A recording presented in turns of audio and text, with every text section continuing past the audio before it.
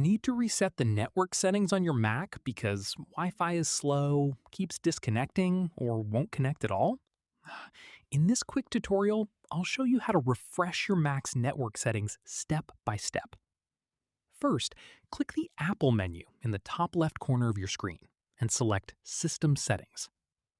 Next, click Wi-Fi in the sidebar, then select Details next to the network you're currently connected to. Scroll down and click Forget this network. Then confirm by clicking Remove. This will remove the saved settings for that Wi-Fi network. If you're still experiencing network issues, go back to the main network settings page. Click the three-dot menu, select Locations, and then choose Edit Locations. Now, click the plus button to create a new network location. Enter a name for the new profile and click Done. Once that's finished, turn Wi-Fi off and then turn it back on. Reconnect to your Wi-Fi network and enter the password again.